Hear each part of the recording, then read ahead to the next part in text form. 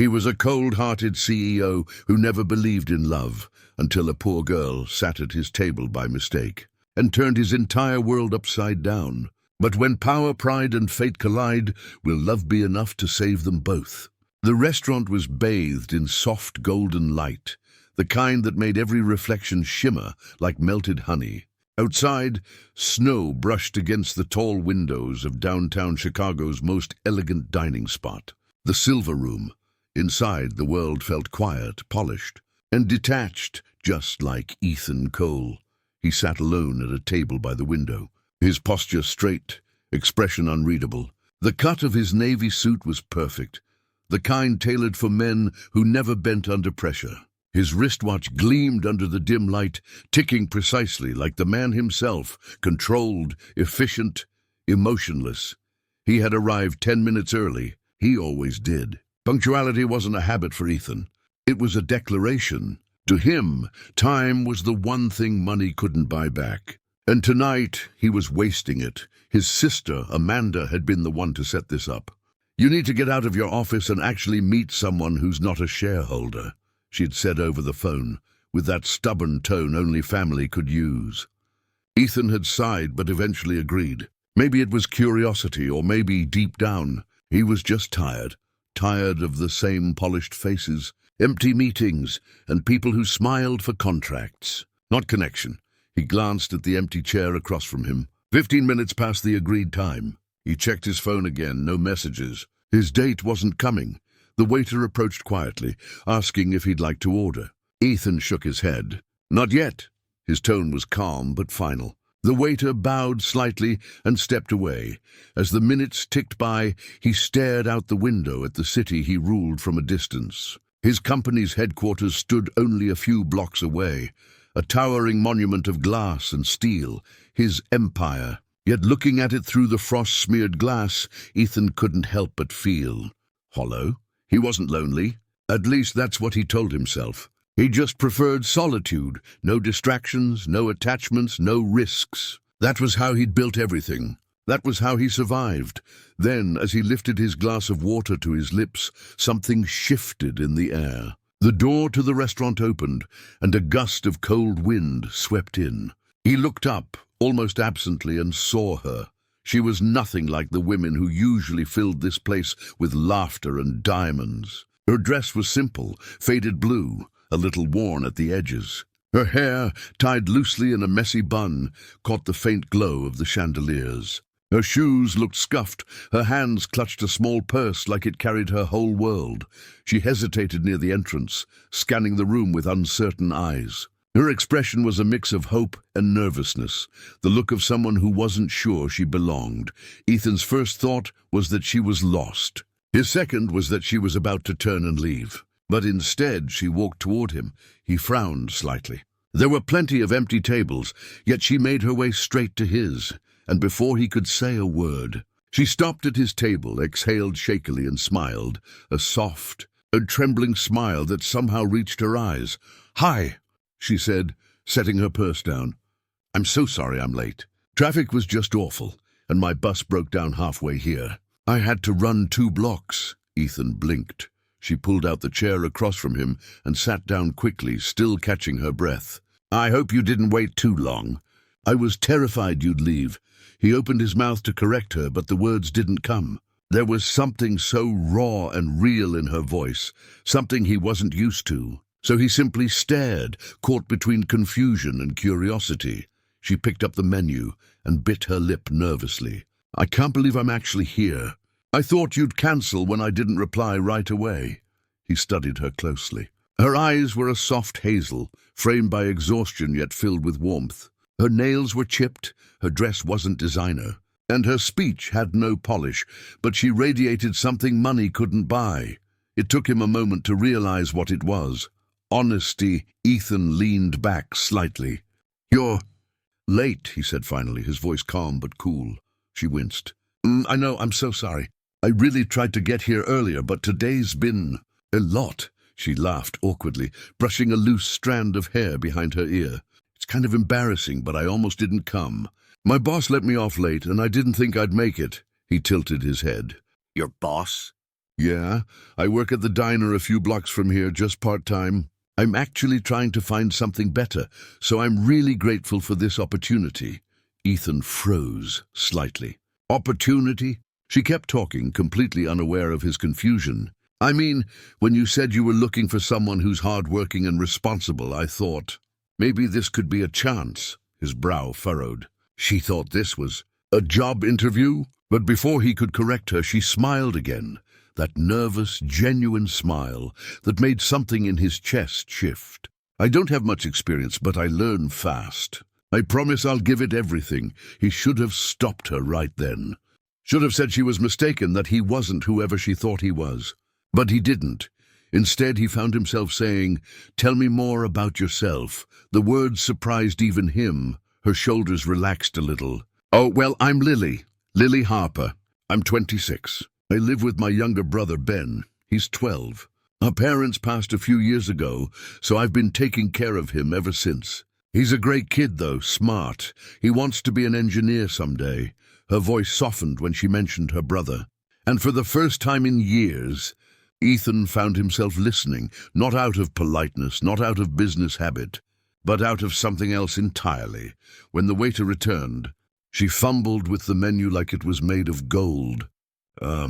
What's the cheapest thing here?" she whispered. Ethan looked at her, caught between disbelief and admiration. "Order whatever you like," he said quietly. Her eyes widened. "Really, are you sure?" He nodded once. She smiled again, bright, unfiltered joy, and ordered the simplest pasta on the menu. The dinner passed slowly, but not unpleasantly. She talked more, and he found himself speaking too, about his work, about the view from his office that he never actually enjoyed, about how everyone in his world seemed to want something from him. "I just want to make it through the day," she said softly when he finished. Some days that's enough. When the check arrived, she reached for her purse immediately. "Oh, I didn't realize we were eating. I thought this was just to talk about the position." "I'll cover mine." He stopped her hand gently, his tone even. "It's fine." Her cheeks flushed red. "No, really, Lily," he said, and the way he said her name made her fall silent. "It's fine." For a long second, neither spoke. She looked down, embarrassed, and he realized something rare. He didn't want the evening to end, but when she stood and glanced at her phone, her expression changed. Her eyes widened. "Wait, this isn't—" "Oh, no." Ethan looked up. "What?" Her hand flew to her mouth. "You're not Mr. Reynolds, are you?" He blinked. "No," she gasped, her face turning crimson. "Oh, my God. I'm so sorry. I thought—" He almost laughed. "You thought I was your job interview?" "I sat at the wrong table," she whispered, mortified. "I can't believe this. I'm so sorry. I'll just—" She started to leave, but his voice stopped her. "Stay," she turned, confused. "What?" He gestured toward the chair. "You've already made this night more interesting than I expected. Stay for dessert." She hesitated, then smiled nervously and sat back down. When the waiter returned, Ethan ordered chocolate mousse for both of them. As she took the first bite, her laughter broke the awkward silence. "This is amazing," she said softly, eyes lighting up for the first time that night. Ethan didn't know why. But in that simple moment, watching a stranger enjoy dessert like it was the first good thing in her day, something inside him melted. He didn't know it yet, but the woman who sat down by mistake was about to change his life forever. Lily could hardly sleep that night. She replayed every second of the strange dinner in her mind. The man's calm tone, his eyes that looked cold at first but somehow softened as the evening went on.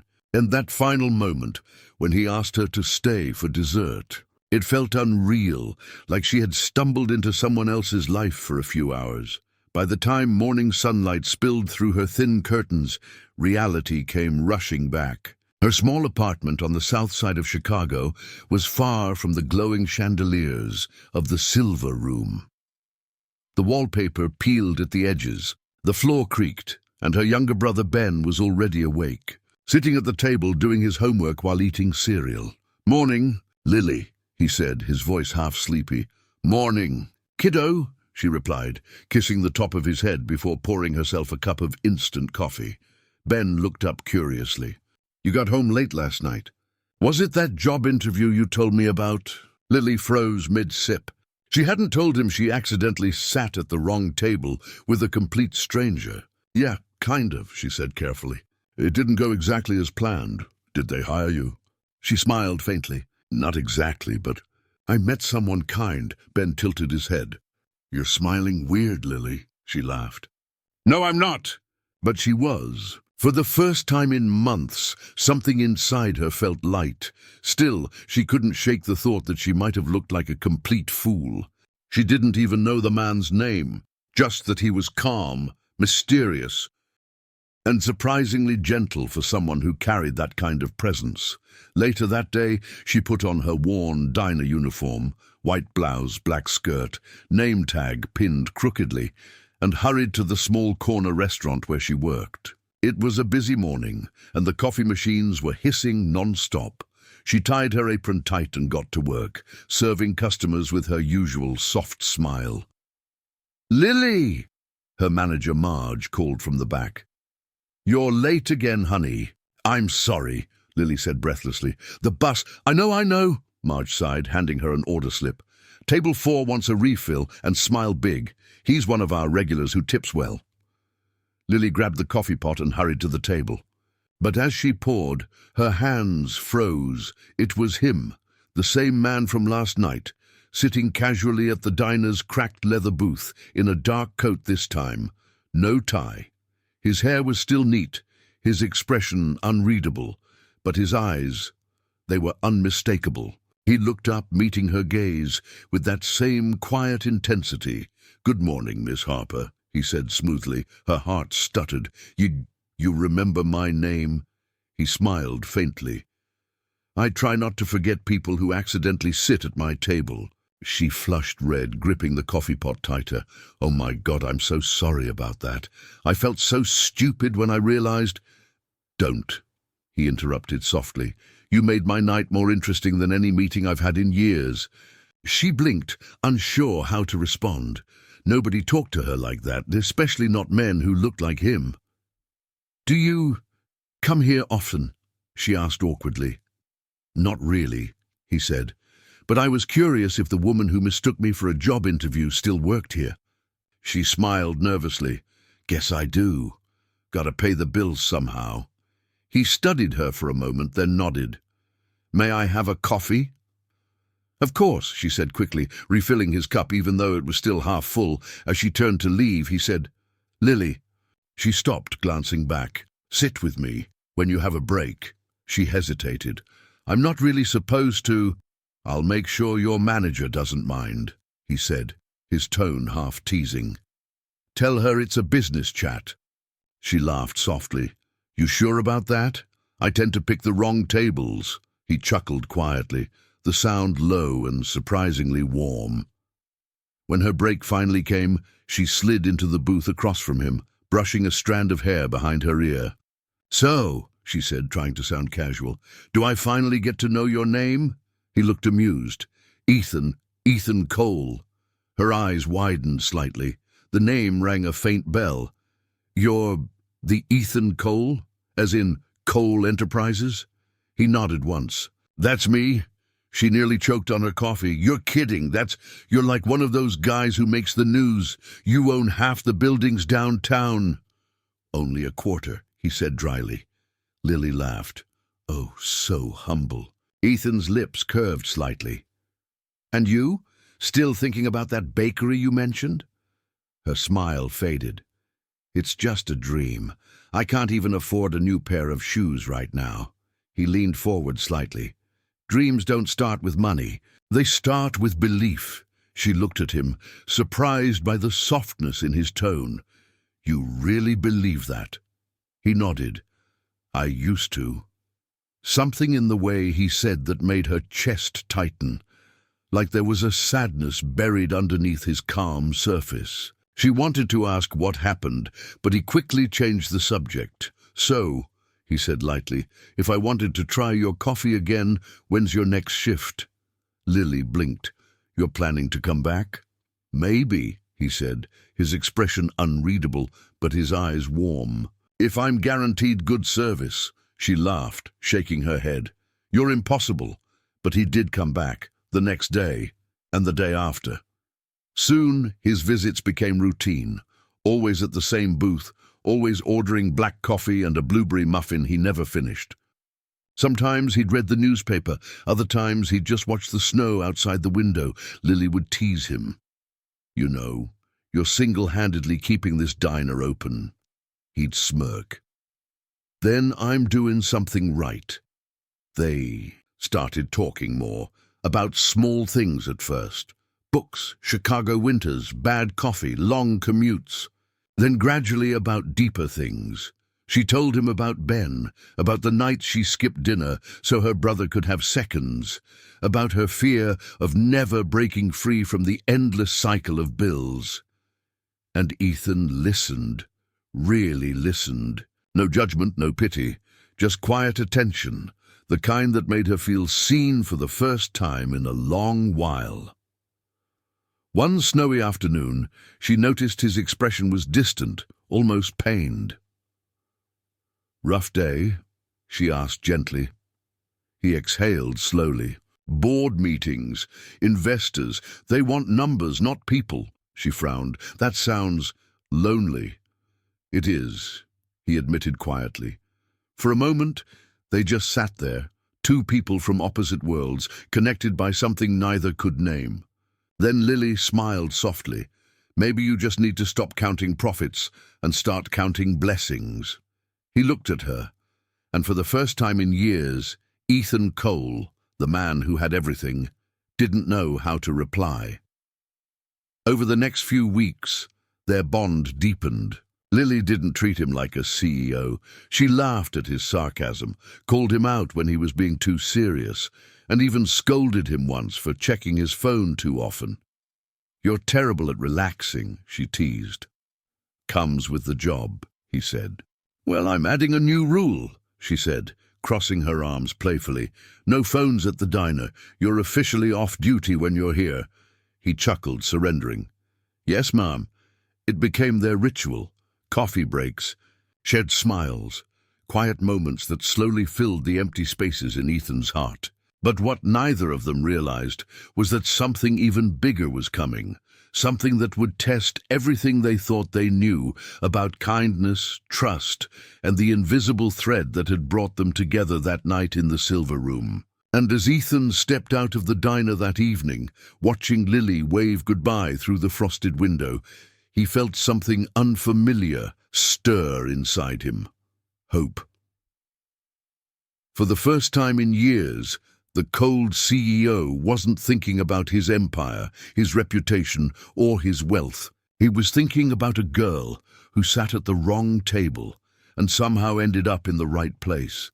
The snow in downtown Chicago had turned into slush by morning, coating the sidewalks in a grey film that reflected the city's cold light. Lily walked quickly through the crowd, clutching her coat tight as the wind bit her face. Her shift at the diner had ended late last night, and she hadn't gotten much sleep. Still, something about her mornings had changed lately. She no longer dreaded them. There was a quiet, unexplainable warmth that followed her now, something she hadn't felt in years. That warmth had a name: Ethan Cole. It had been 3 weeks since their accidental meeting at the Silver Room, and somehow what started as a strange misunderstanding had become the most extraordinary friendship of her life.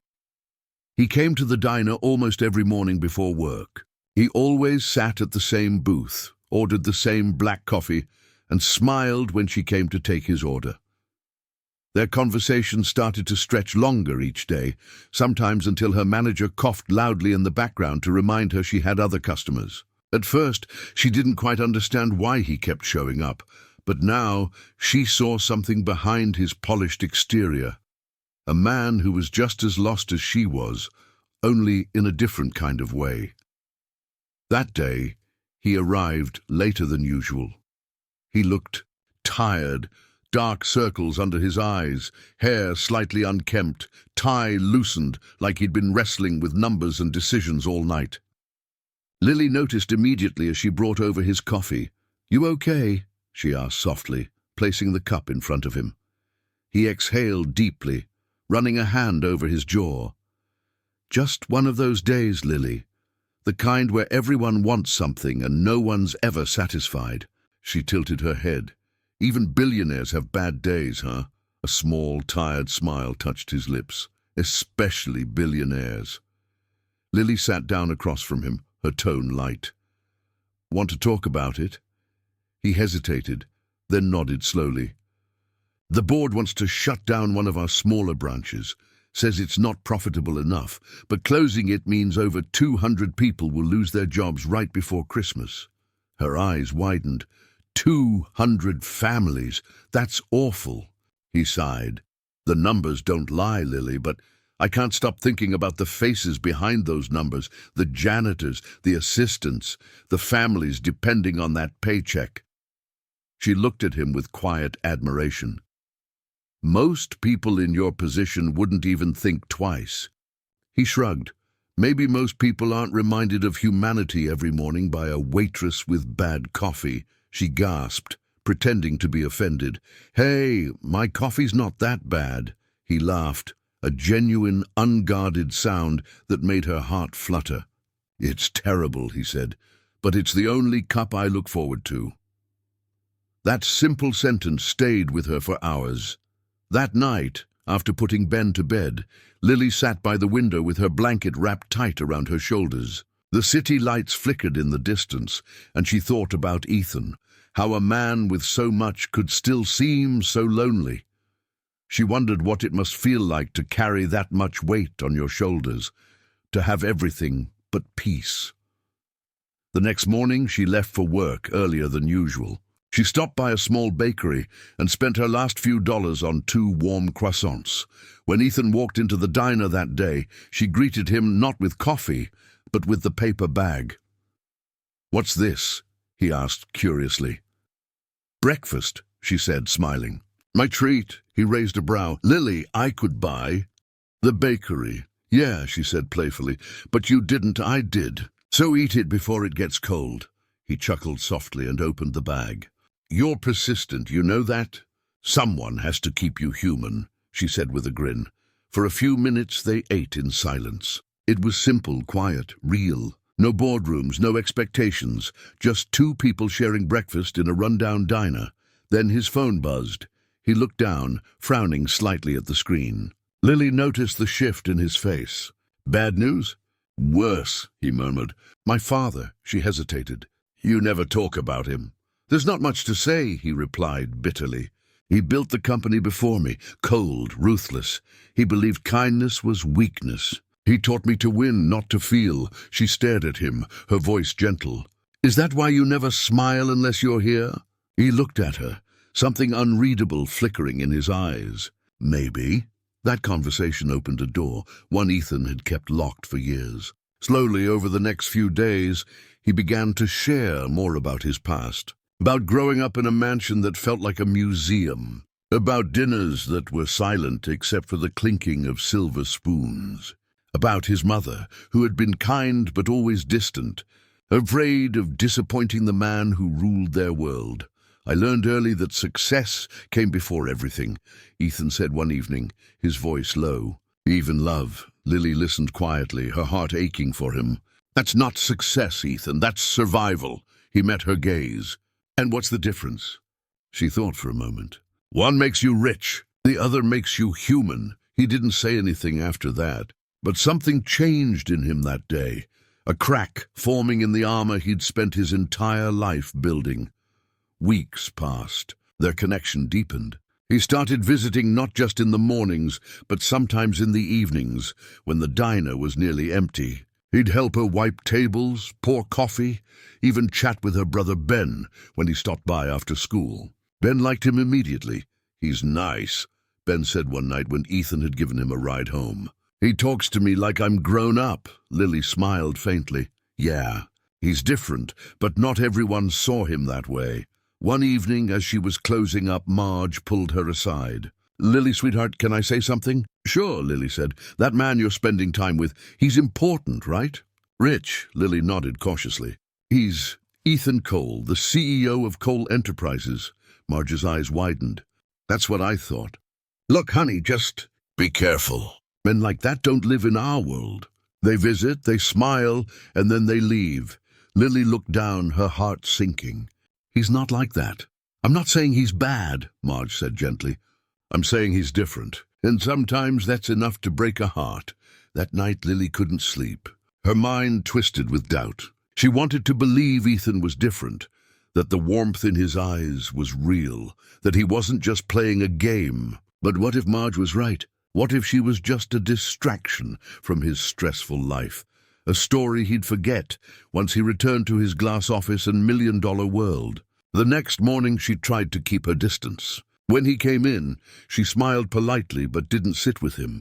Ethan noticed immediately. Something wrong? He asked. She shook her head. Just busy today.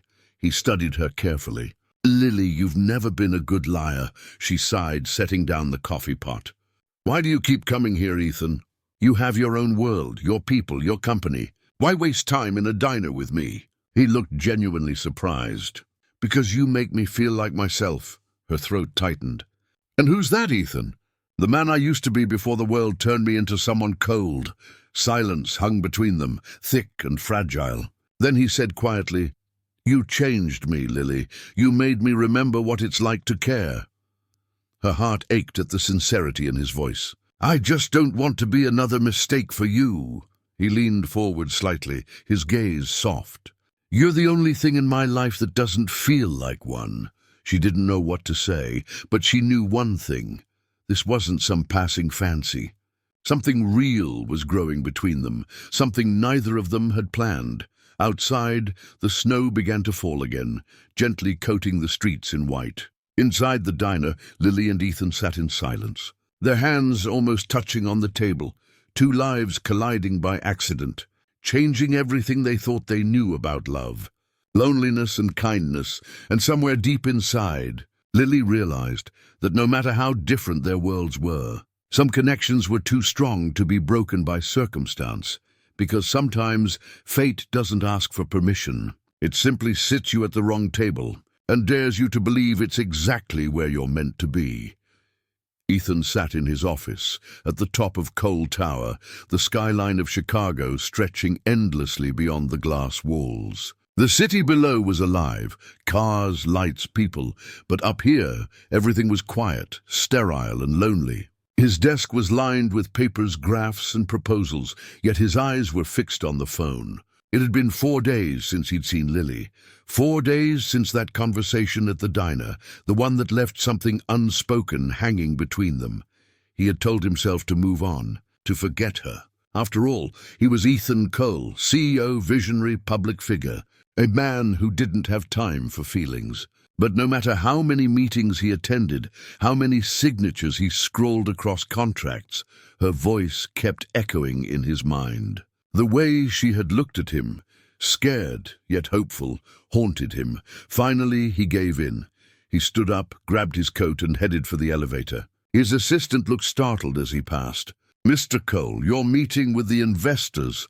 Reschedule it, he said without turning around. He drove straight to the diner.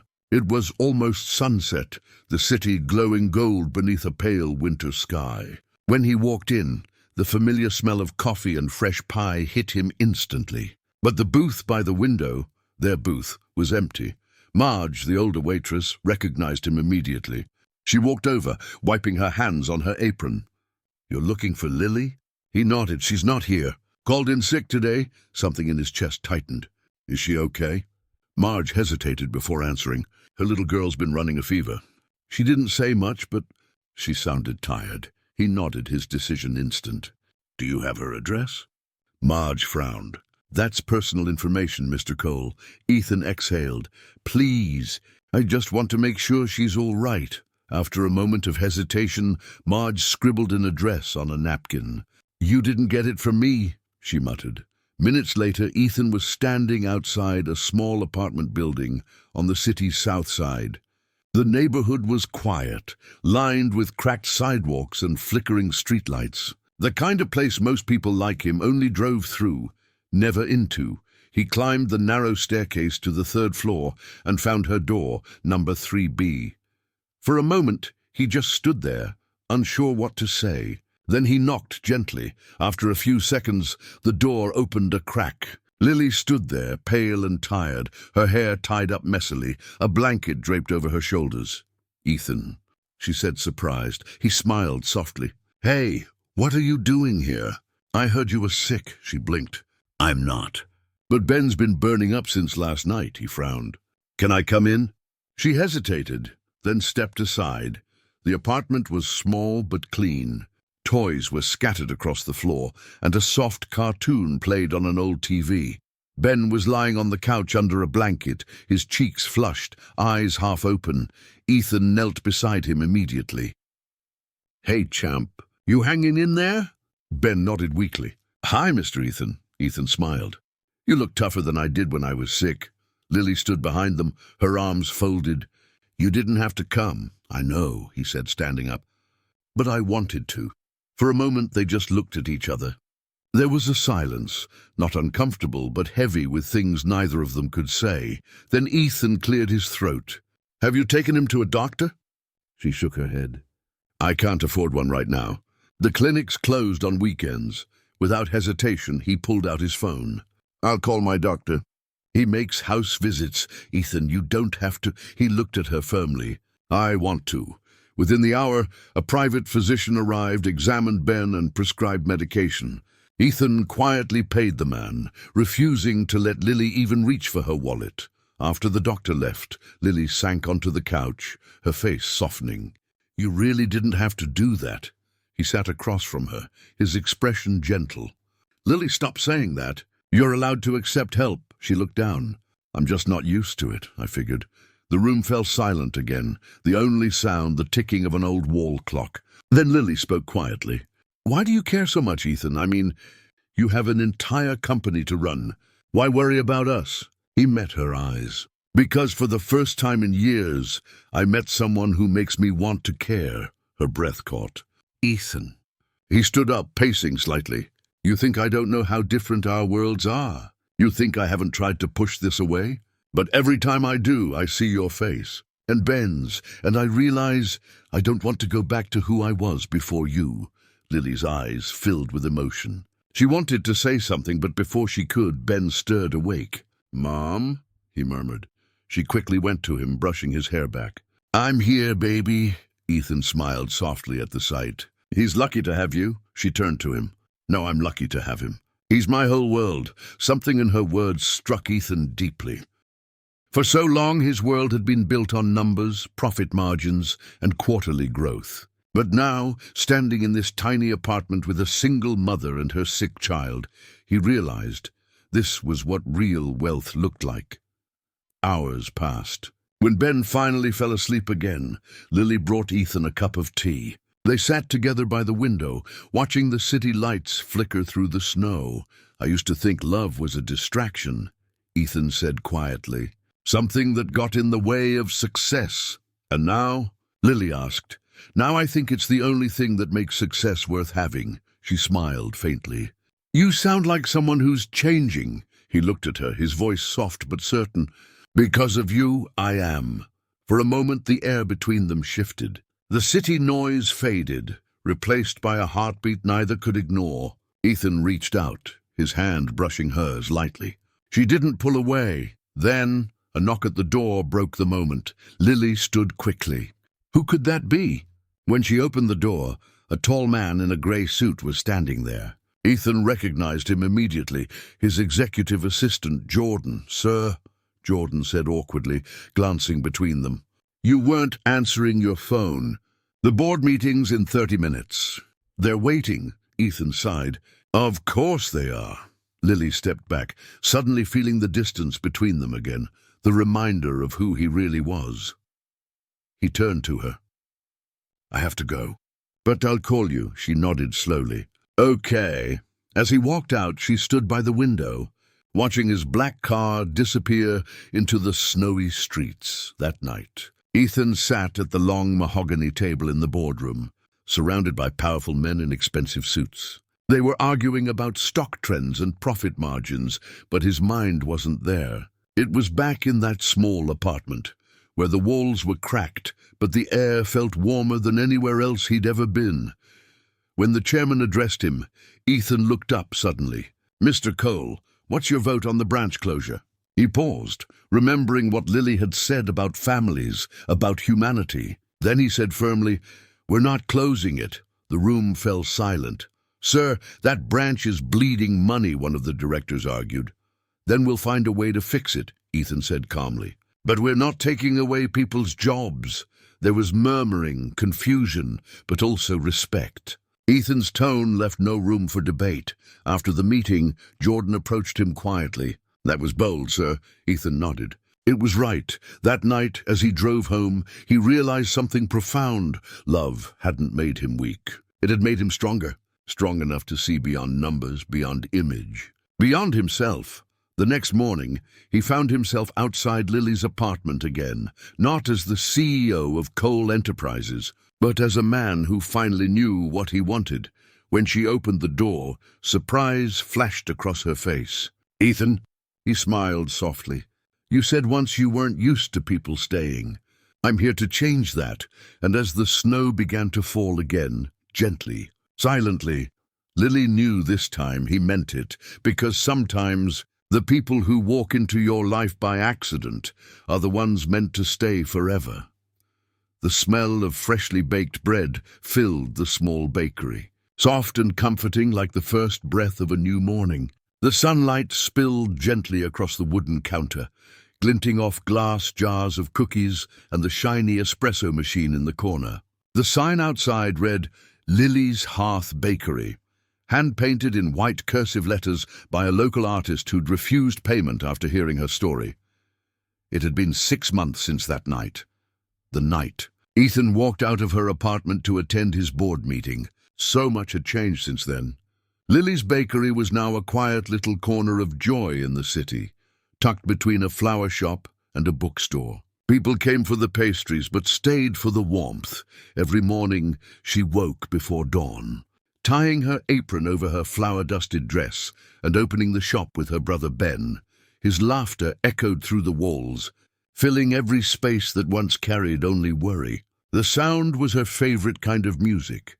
Yet despite the sweet smell of success, there was a quiet ache beneath it all. Ethan hadn't come back. She'd seen him once, from a distance, on a billboard in downtown Chicago. His face stern and composed under the headline, "Cole Enterprises Announces Leadership Transition." He'd stepped down. No one knew why. Lily had guessed. He had told her once that love made success worth having. She hoped that wherever he was, he'd found peace. Still, when she wiped down the counters at closing time, her eyes sometimes drifted toward the door, half expecting him to walk in, holding that same quiet smile that used to make her heart forget its weight. That winter morning, as snow began to drift softly outside, Lily was setting out muffins when the bell above the door chimed. She turned automatically with her usual greeting, "Good morning. Welcome to—" The words froze in her throat. He stood there, Ethan. Same sharp jawline, same deep eyes, but there was something different now. His suit was gone, replaced with a simple grey coat, his hair a little longer, his smile softer.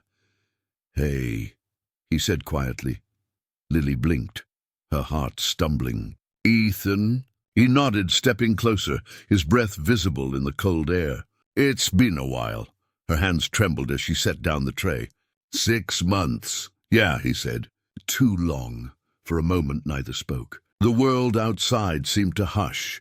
The street noise, the snow, everything paused between them. Finally, Lily found her voice. "What are you doing here?" He looked around the bakery, his expression filled with quiet admiration. "I heard the coffee's good." She let out a breath, part laugh, part disbelief. "You didn't come here for coffee?" "No," he admitted. "I came for you." She blinked, her throat tightening. "Ethan, you disappeared. You left without saying goodbye." "I know," he said softly, "and I regret it every day." He walked closer until the counter no longer separated them. After the news broke, the photos, the board pressure, everything fell apart. "They wanted me to issue a public statement, to deny any connection with you. They said it would protect the company's image." Lily's eyes widened. "And you refused?" He nodded. "I couldn't lie about the best thing that ever happened to me. So I walked away, sold my shares, packed up. I needed time to remember who I was without the title. Lily swallowed hard, emotion filling her chest. And now? He smiled faintly. Now I remember. And I wanted to come home. Her breath caught. Home? He gestured around the bakery. This place feels more like home than any penthouse ever did. For a long moment they just stood there, the hum of the heater the only sound between them. Then Lily looked away, blinking back tears. Ethan, I don't know if I can just pick up where we left off. I'm not asking you to, he said gently. I just want a chance to earn a place here, in your world, whatever that means. Before she could respond, a small voice broke the silence. Mom? They both turned. Ben stood by the back door, his hair tousled, a smear of flour on his cheek. He rubbed his eyes sleepily, then froze when he saw Ethan. Mr. Ethan. He asked in surprise. Ethan smiled, kneeling down. Hey, buddy. You remember me?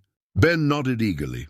You brought the doctor when I was sick. That's right, Ethan said, his eyes softening. You look a lot stronger now. I helped Mom bake, Ben said proudly. We make cookies every day. Ethan grinned. Then maybe you can teach me sometime. Ben's eyes lit up. Really? Really, Ethan said. Lily watched quietly, her heart tugging at the sight. The man who once ruled boardrooms was now crouched on the bakery floor, listening to her brother talk about chocolate chips. It was surreal and beautiful. When Ben went back to the kitchen, Ethan stood again, looking at her. He's growing fast. Yeah, she said softly. He's my little miracle. Ethan took a slow breath. Lily, I don't expect forgiveness. I needed you to know that I never stopped thinking about you. Not for a single day. Her eyes glistened. You changed my life, Ethan, but I built this, all of this, by myself. I had to learn to stand without waiting for anyone to catch me. He nodded. And that's exactly why I'm here. Because you taught me how to live too. Lily hesitated, her emotions warring inside her. I don't know if love is enough anymore. Ethan stepped closer, lowering his voice. It's not about love fixing everything. It's about love giving us something worth fixing for. Tears welled in her eyes. For the first time, she saw him not as a billionaire or a savior, but as a man, imperfect, humbled and real. He reached into his coat pocket and pulled out a small, yellow sunflower, slightly wilted from the cold. You said once this was your favorite flower, that it reminded you of hope. She looked at it, then at him. You remembered. Every word, he said. For a moment neither moved. Then she took the flower, her fingers brushing his. The warmth of that simple touch melted months of distance. He smiled softly. So, how about that coffee? She laughed through her tears. You never even liked coffee, he shrugged playfully. Guess I could learn. She gestured toward a booth near the window, the same one where her very first customer had sat months ago. Sit down. I'll make you one. As she poured his drink, the doorbell jingled again. More customers walked in, familiar faces, regulars who waved at her cheerfully. The bakery began to buzz with life. Ethan watched her move, calm, confident, radiant, and realized he was witnessing something extraordinary. She had built a world out of kindness, a place that healed everyone who entered, including him. When she returned to the table with 2 steaming cups, she sat across from him. For a while they didn't speak. They didn't need to. The silence between them wasn't the heavy kind anymore. It was peaceful, the kind that exists only when 2 people have finally found their way home. Later, as evening settled in and the bakery emptied, Ethan stood to leave. He paused by the door, turning back to her. Lily, yes? He smiled softly. I never thanked you. For what? She asked. For sitting at the wrong table. She smiled, her eyes warm and shining. Maybe it wasn't the wrong one after all. And as he walked out into the softly falling snow, she stood by the window, watching him disappear down the quiet street. The same man who once believed emotions were a weakness, now carrying the strength that only love could give. That night, when she closed the bakery, she found a small envelope on the counter. Inside was a handwritten note that simply said, For every dream you helped me remember, E. And beneath it, a check, not for a company, not for profit, But for the community center she'd always wanted to open in the neighborhood. Her hands trembled as she held it, tears filling her eyes. She looked up at the glowing sign outside her window. Lily's Hearth. For the first time, she truly understood what the word hearth meant. It wasn't just about warmth or fire. It was about people, the ones who stumble into your life by accident and end up changing it forever. As the snow fell gently outside, Lily watched Ethan walk away, feeling a warmth she hadn't known she needed. In that simple moment, she realized that sometimes life surprises you. In the most unexpected ways, a stranger can turn into the person who changes everything. The cold walls of loneliness can be broken by one act of courage, one gesture of kindness, and suddenly the world doesn't seem so heavy anymore. And this isn't just a story about a CEO or a poor girl. It's a reminder that love, compassion, and connection can appear in the most unexpected places. That the people who walk into your life by chance might be exactly who you've been waiting for. If this story moved you, inspired you, or made your heart ache and smile at the same time, don't keep it to yourself. Share this video with someone who needs a little hope today. And if you want more stories where kindness changes lives, where love finds its way even in the coldest hearts, hit that subscribe button and turn on notifications. You don't want to miss the next tale that will make you laugh, cry, and believe in the magic of human connection. Finally, leave a comment below. Tell us which part of this story touched you the most, or if you've ever experienced a moment where someone completely changed your life by accident. Your story might inspire someone else, just like Lily and Ethan's story inspired us. Remember, life's most beautiful moments often come when you least expect them. Don't just watch kindness happen, be the reason it happens too.